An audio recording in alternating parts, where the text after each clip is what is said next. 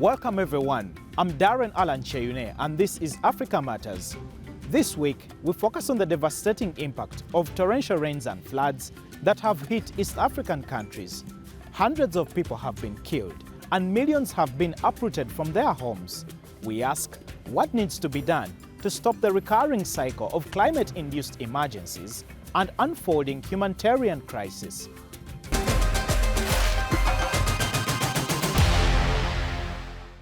Unusually heavy rains and floods have hit parts of East Africa since early October. Scientists say this is linked to the climate phenomenon known as El Nino, which causes wetter weather in the region.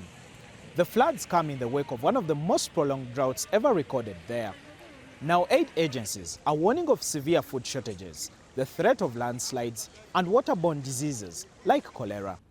Let's take a closer look at some of the worst affected countries. Somalia is the worst affected country so far, with the UN describing the unusually heavy seasonal rains as a once-in-a-century event. About 2.4 million people have been affected, with more than 100 people killed and 1 million left homeless. In Ethiopia, the UN Coordination for Humanitarian Affairs says 1.5 million people have been affected, with over 630,000 people uprooted from their homes and mudslides caused by heavy rains and river overflows. Floods in South Sudan have been getting worse and up to 1 million people are displaced every year, especially those who are living along the Nile River and marshlands. Residents say it's no different this year. And in Kenya, the government says that more than 500,000 people have been displaced by floods and dozens of cholera cases have been reported in some of those areas. Dozens of people have also been killed in Tanzania, and homes, roads and farms have been damaged by flooding and landslides. I will never forget this incident for the rest of my life. I will remember. I prayed a lot on that day for God to rescue us. It was not just a normal flood, it was a landslide. I never witnessed such thing in my entire life. Big and heavy rocks going down the mountain so fast like a car. And here in Uganda, torrential rains and floods have also killed dozens of people, destroyed homes, property and infrastructure, cutting off access to remote areas. Let's hear more from Florence Kasule, the national coordinator of the Pan-African Climate Justice Alliance in Uganda. I think the first thing is that East African countries are nature dependent. We are still depending on the climate, the nature. Our economies are all depending on nature. We have not yet adopted the technology that can help us to adapt to the changing extreme weather conditions. So that one, we have low adaptive capacity, and we've been taken by surprise from extreme droughts to extreme floods. So because we are nature dependent, we are caught into between the two extremes. And why are mitigation efforts appearing to fail in dealing with the impact of drought and now the flooding? Mitigation is such a wide topic. When we talk of mitigation here, for example, in Uganda, people think of planting trees. The trees that have been cut were planted 20, 40 years ago. A tree plant today may not help us much. So mitigation efforts are becoming very challenged, and we are thinking of now adapting. Adaptation is the way to go for the East African and Africa at large. As we address the extreme weather conditions, we must learn how to adapt. Funds must go to adaptation, and yet the biggest funding is now going to mitigation, which is long term. Yet people are dying, livelihoods are being lost, so that is why it is failing. In 2015, during the Paris Agreement, President Obama promised us $100 billion. Up to today, we've not got it. So it's a promise, but it's an achievement. Then, next, how is it going to be channeled to address this loss and damage? And what loss and damage are they looking at? Because loss and damage is felt, the impact is felt on the individuals in our homes, in our gardens, in our businesses. But now, how is it going to reach the people, the victims of the loss and damage. So that is one of my challenge. Yes, man has been promised a lot of money. How is it going to be channeled? Who is going to receive it? What is it going to address? If, for example, it addresses a road, how is your grandmother going to benefit, who is in the village, who is suffering from the floods right now? So we must be more strategic on how this money is going to be managed. Where is it going to go? Through which government channel, which ministry? Because damage is multi-sectoral. If you look at energy, it has its own priorities. If you look at water and the food agriculture sector, so which sector is going to be channeled through that money to reach the victims of loss and damage? So governments on their side, they are trying to make the policies. But the biggest challenge we have today is implementation. The governments, the documents are on table, but there's no means of implementation. There's no funding to roll out the planned activities that government is thinking about. First of all, funding is a challenge. Two, the needs are too many. If we talk of green economy, if we talk of energy, for example, they are trying to put up dams so that people can access electricity. Rural electrification processes are going on. But the biggest challenge now is the cost. Can my mother, can your mother, can your grandmother in the village access? Many people have trees planted in their gardens, but they cannot tap that electricity because of the cost, affordability. So, two, apart from funding, government is trying to put up, prioritizing is a big challenge in our African countries.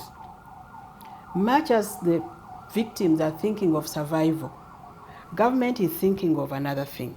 So lack of coordination between the priorities of government and the community is one of the challenges that we are finding. So you find that people are just struggling on their own. That is where your question comes. Is government failing? Yes, in one way or another, governments are failing because the priorities of governments are totally different from community priorities. That is why we need to do comprehensive study to assess the damage, to assess the needs. We as PACJA, Pan-African Climate Justice Alliance, right now, we have a project, although it is small, we call it needs-based adaptation. We've gone to the ground to assess what is really needed so that we can capture it, use it to advocate to government so that it can channel its priorities, it can rethink its priorities. Still to come here on Africa Matters, we'll tell you how abalone fishermen in South Africa have been put out of business by poaching, and my name is Victoria Amunga in Kenya, and I'll show you how pastoralist communities are restoring degraded rangeland.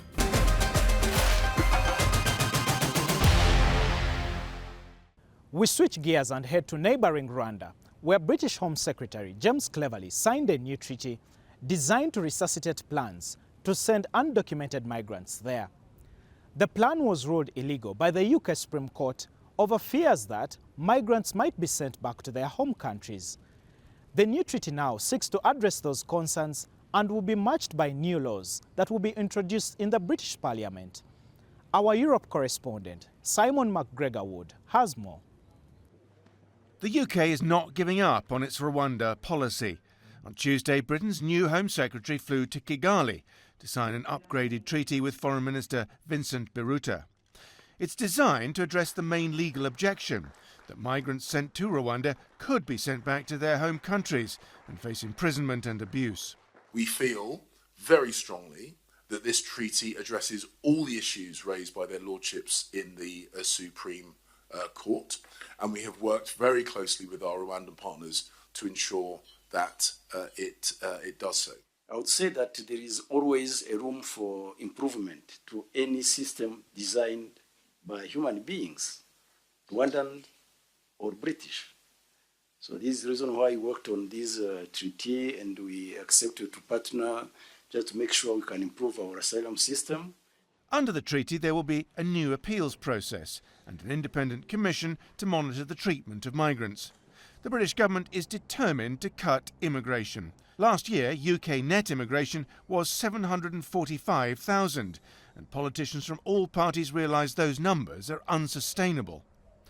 On Monday, new rules were announced to raise salary thresholds, remove certain jobs from exemptions, and limit the right of foreign students to bring their families with them. In total, this package, plus our reduction in student dependence, will mean around 300,000 fewer people will come in future years than have come to the UK last year. Immigration is set to be a decisive issue in next year's British election. That may explain the government's determination to pursue the Rwanda plan. It hopes if the legal objections can be overcome, the first flights could start next spring. Simon McGregor-Wood, Africa Matters, London. To neighbouring Kenya next, where pastoralist communities are restoring degraded rangelands amid heavy rains after a prolonged drought. The communities that were worst hit by the drought hope restoring their rangelands will save them from future disasters. Victoria Amunga reports from Amboseli. These rangelands are home to hundreds of pastoralist families, but they are facing a significant threat due to prolonged drought and increasingly large animal herds. It's a challenge that communities living here in Kenya's Amboseli rangelands are meeting. Pastoralists like Penina Peria work to construct these bands. They play a crucial role in preventing water from washing away and allow seeds to grow. When there is no rain, we don't have grass. The biggest problem is lack of grass. Our animals can't feed, our cows can't find anything, so everything becomes a mess because of grass. Many pastoralists lost their livestock during the prolonged drought and are now replanting varieties of grass that will appeal to livestock even in the dry seasons. Unsustainable grazing practices, loss of a protective layer on land, combined with climate change, is making it harder to earn a living in an already harsh environment for pastoralists. Aid groups such as Big Life Foundation are helping the communities restore their land. Ernest Lenkoina, the foundation's restoration manager, says the rapid breaking up the land into a patchwork of plots is harmful, but digging bands can stop further destruction. Purpose is just to capture that water before it flows and allow it time to percolate into the soil. In the same way, we're also doing reseeding. As we retain the water, we're also boosting the recovery of the area by bringing in traditional seeds that were initially here.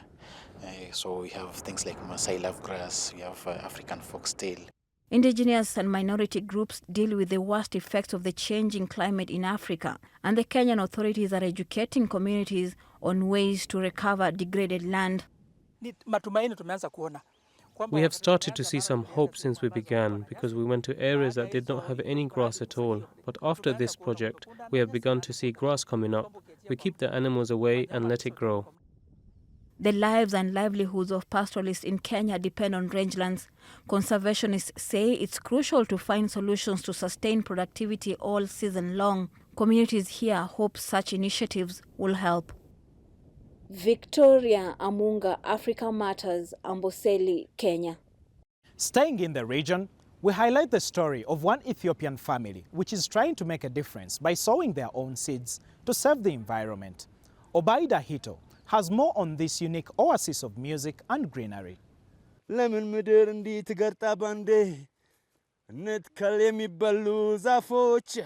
Ethiopian musician and environmentalist Ras Jani, his wife Jerusalem Haftaseged, and their 3 children are growing a forest of their own. Everywhere we go, everywhere we play, music, we tell the people this thing, about the environment protection, about the planting trees. Even, we prepare music, to create more awareness, how trees are important for the human being, for the planet, yeah. Haftaseged's father started the nursery 16 years ago. Now there are more than 2,000 fully grown trees, and more are being planted. The reason why we say we need to plant trees in the mind is you carry your mind wherever you go. When you're protecting environment, the environment starts from your mind. Our environment starts from our mind. So our mind should always be thinking of taking care of plants and taking care of the environment. Data from the Global Forest Watch shows that Addis Ababa lost 11 hectares of tree cover last year and produced a net 1.83 kiloton carbon footprint. Ross Jenny says he's trying to keep Earth clean. When you protect the soil, because man, made from soil, and we eat from soil, we're going back to soil also. So you have to keep clean the earth. It's your place. It's your, it's your place, for you sleep, forever. We are soil. We are soil, We are come from soil. We eat from soil, and we're going back to the soil. Isaac Dekepo is a botanist working for the local government. He hopes more people follow in the family's footsteps. I'm genuinely delighted today. The reason is that I never expected to encounter such a location in Addis Ababa. It's as if I've been transported to a completely different place. And I must say, I'm thoroughly impressed. The presence of greenery significantly regulates the temperature, and even a short distance of 1 to 10 meters away from the spot highlights the noticeable contrast. The air quality inside and outside here is distinctly different. For a region deeply afflicted by the climate crisis, this hidden oasis is a budding patch of hope. Obaida Hito, Africa Matters. To West Africa now, where beaches are shrinking. The sea is eroding the land and everything on it because of record ocean warming. The low-lying coastal areas in the region are particularly vulnerable to this, and Asinia Beach in southeastern Ivory Coast is no exception. Despite residents' efforts to repel the effects, the force of nature is proving to be too strong. Elias Avci reports. Cozy resorts nestled between a lush green forest and a blue ocean. A scene that's slowly being erased from the face of the earth because of rising sea levels. Habib Hassan Nasser has taken steps to try to prevent this catastrophe. You see the erosion line, that's the level where the sea has risen.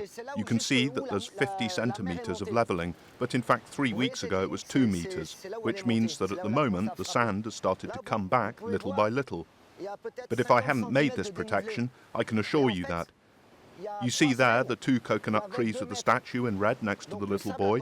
The sea would be beyond that, so that means that everything here would be washed away by the waves, which means that I would have nothing, no space, no swimming pool, the hotel would be closed. He spends up to $1,640 each week buying truckloads of sand and hiring workers to pour it into bags, reinforcing the hotel's defenses. But he knows who will win this fight.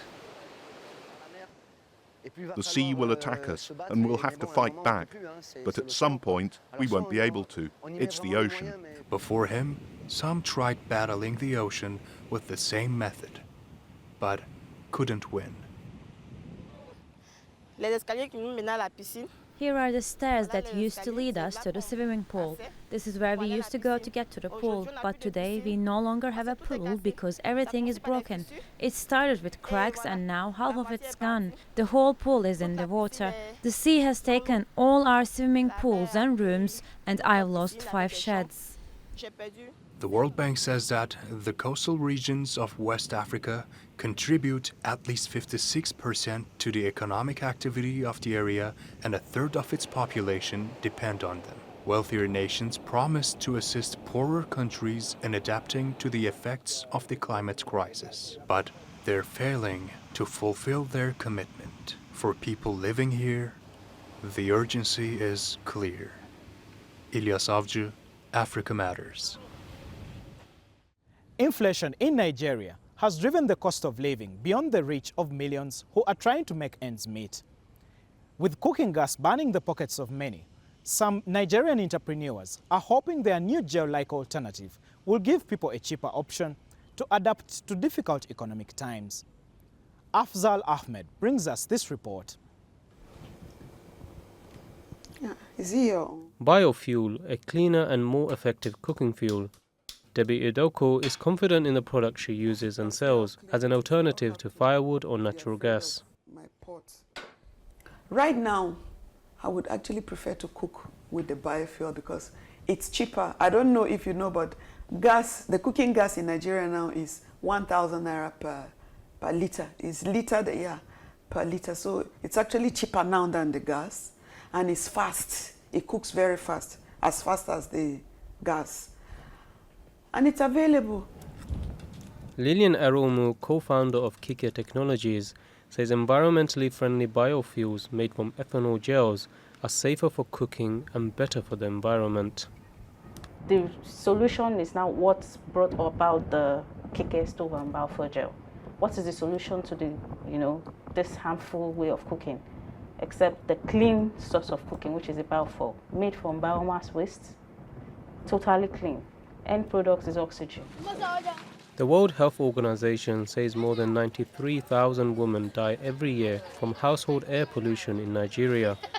Environmental expert Folawemi Umunna agrees that if more people use the alternative fuel source for cooking, it will have a general positive effect on health across the country. We have a lot of non-communicable respiratory cardiovascular diseases right now, which is traceable to air pollution. So we call it household air pollution.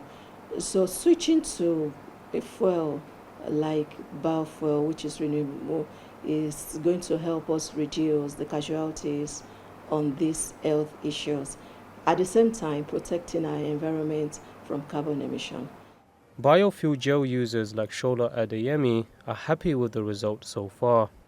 Because I so much love it. It doesn't darken your pot. When you are using it, you feel comfortable. You don't even need to stress. Even the smells, the odor it brings out, you love your cooking. While many Nigerians still rely heavily on firewood and coal for cooking, biofuels could simmer their way into the Nigerian market faster than expected. Afzal Ahmed, Africa Matters. A cooked South African snail can cost almost $300 in Hong Kong. The expensive delicacy is incredibly popular in East Asia, and demand for abalones is steadily expanding. But that popularity has also led to a surge in poaching, which is threatening both the species' survival as well as the livelihoods of those who trade them. Kubra Akoch has the story. This is an endangered South African abalone. The sea snail is a luxurious treat and a status symbol in many cultures. Why do Chinese people like eating abalone so much? It has a long history. Ancient emperors were particularly fond of it. Abalone is a symbol of wealth and prestige, so we Chinese like it so much. A surge in popularity of the delicacy has come hand in hand with an increase in poaching. The illegal practice is threatening the survival of South African sea snails, according to a recent report, and also having a huge impact on the fishing industry. The abalone could be illegally fished in South Africa, but when they come to Hong Kong, they are declared as seafood. Then they're being exported from Hong Kong as abalone, and being exported to Japan, for example. So there's a chance that any illegally sourced abalone from South Africa are able to come to Hong Kong and then be exported to other places legally. The Global Initiative Against Transnational Organized Crime estimates that Hong Kong imports between 2,000 to 3,000 metric tons of abalone per year at a value of nearly $1 billion. South Africa's annual legal abalone fishing quota stands at 100 metric tons, but a large illegal market has emerged to meet demand. Authorities tried to ban abalone fishing to combat the illegal trade, but they have now imposed strict quotas, shutting out some of the country's fishing communities. There's no other work in Houston, so what other option I would not take? I would also take the wetsuit and go dive, because I've got a family to feed. My children need to take care of at school. I would, obviously, because it's an easy way in poaching. For conservation organizations like the World Wildlife Fund, stamping out poaching is of the utmost priority in its quest to help the sea snail survive. Kübra Akkoç, Africa Matters. This week we explore Masaka, a large city in southern Uganda. It lends its name to the viral sensation non-profit organization, Masaka Kids Africana, a multi-talented group of kids who share dance videos on social media. Let's take a closer look.